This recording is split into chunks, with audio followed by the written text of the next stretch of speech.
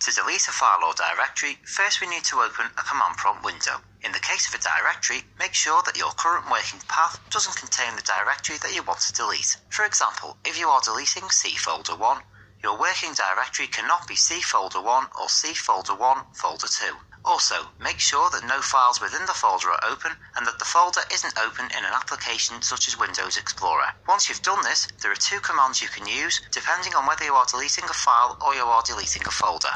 For files, we'll be using the del command as follows. Del filename. To verify that the file has been deleted, type dir to display the directory listing. The file you deleted will no longer appear in the listing. For directories, we'll be using the rmdir command as follows. rmdir directory.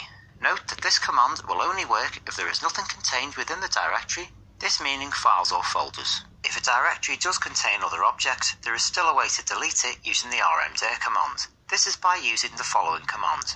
rmdir/s/q.